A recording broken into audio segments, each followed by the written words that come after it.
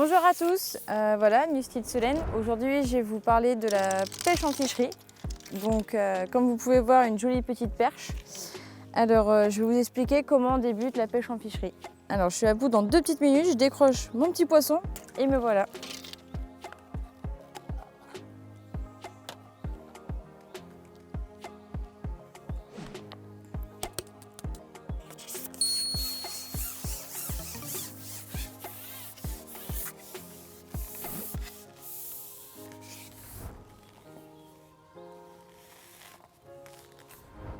Du coup, aujourd'hui, je vais vous parler de la pêche en ficherie. Donc, qu'est-ce qu'une ficherie? Déjà, une ficherie, c'est un étang avec, on va dire, différents types de poissons qu'on peut retrouver. Donc, le gardon, la tanche, la brème, le et principalement aussi la carpe. Du coup, aujourd'hui, je me rends dans un lieu, donc dans une ficherie, où le poisson qui domine le plus est la carpe ainsi que le carassin. Donc j'ai adapté un amorçage un peu particulier, je suis partie sur un amorçage. Ça c'est la base avec quoi je vais amorcer, donc des pelés en 2 mm et du maïs. Donc voilà, ce sera ma base. Et après, tout ce qui est typé pour l'hameçon. Donc je me suis préparé une petite boîte avec des expanders, des gozzers blancs et des gozzers mélangés. Et aussi, sans oublier, nous a mis les petits terreaux. Donc voilà, au cas où si de belles petites tanches se baladent. Donc dans différentes ficheries, on peut partir sur différents amorçages. Donc là, je vous ai expliqué comment j'allais amorcer. Par exemple, j'aurais été dans une ficherie, on va dire, avec principalement que du blanc. J'aurais plutôt amorcé avec de la farine de poisson, avec un tout petit peu de pelé dedans pour dire quand même de donner un peu plus d'activité pour les carpes. Mais sinon, je ne serais pas partie comme celui-ci sur un gros amorçage. Donc voilà. Du coup, pour la pêche en ficherie, c'est quelque chose, on va dire, de simple. C'est vraiment pour s'amuser et prendre du bon temps de bord de l'eau. Du coup, j'ai décidé de pêcher à 9 mètres parce que c'est pas comme à la carpe. Les poissons, ils vont pas reculer. Il faut pas faire plus une petite bordure, tout ça. C'est vraiment une pêche simple. Du coup, je suis partie directement à 9 mètres où j'ai principalement que mes touches. Et par rapport à l'amorçage, du coup, j'utilise une petite coupelle où je mets de temps en temps un peu de pelé et principalement du maïs, comme je vous ai expliqué tout à l'heure. Et on va dire, j'amorce assez régulièrement pour vraiment que mon cou reste actif, où les poissons restent et ont tout le temps à manger, pour vraiment pas que je les perde et que j'ai toujours autant de touches. Du coup, pour recharger mon cou avant que je vous présente mes lignes, je vais remettre un petit peu de maïs dedans, donc un tout petit peu, pour dire d'en remettre un peu dans le fond, et je vais remettre un tout petit peu de pelé. Bon. Hop. Donc, hop.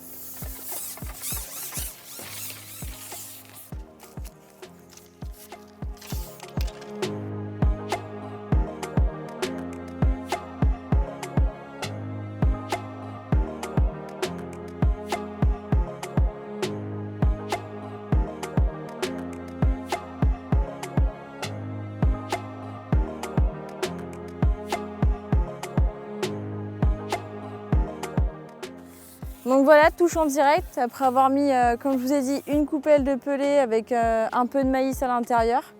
Donc une belle petite carpe, je suppose, vu la touche que ça m'a fait.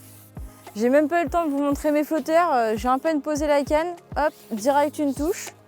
Du coup, j'arrive tout de suite, je termine de prendre ma carpe.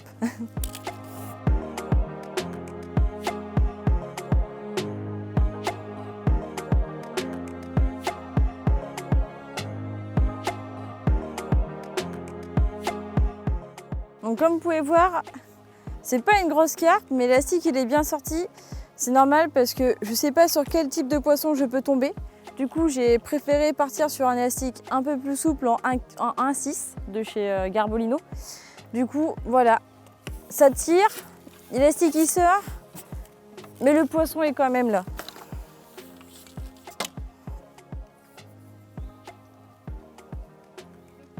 Donc du coup, le poisson est parti dans la bourriche.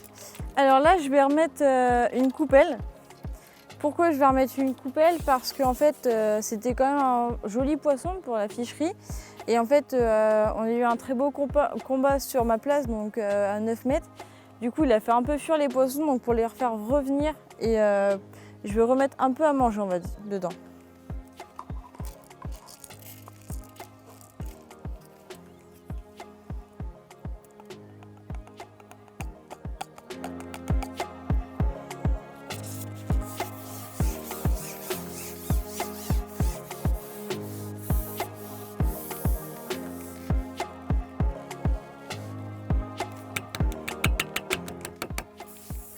Et voilà.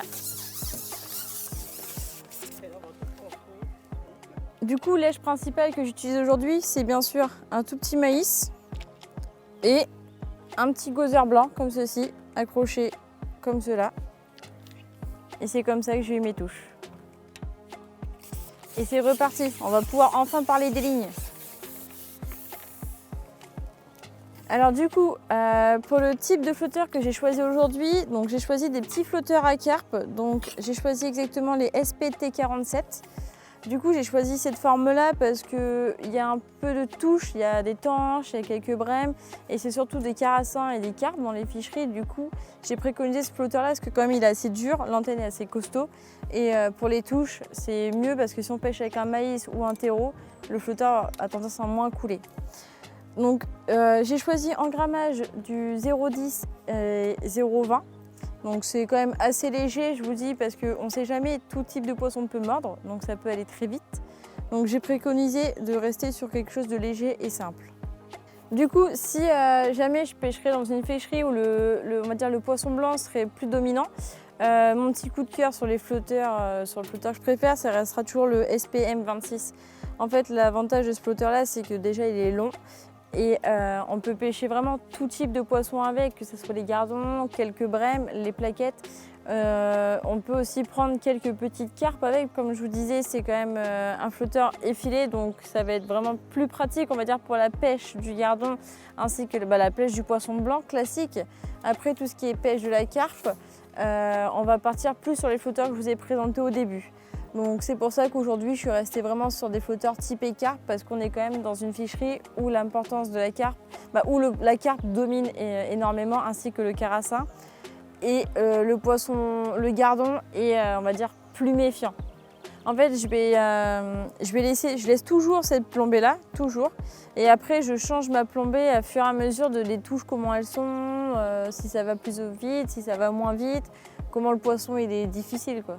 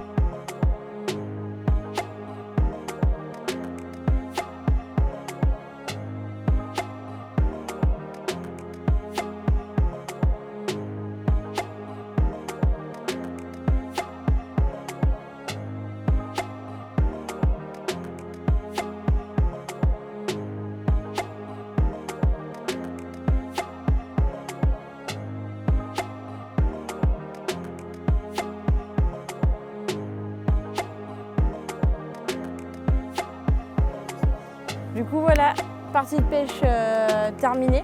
Donc je vous ai expliqué vraiment la base de comment débuter à la pêche en ficherie. Donc j'espère que ça vous a plu.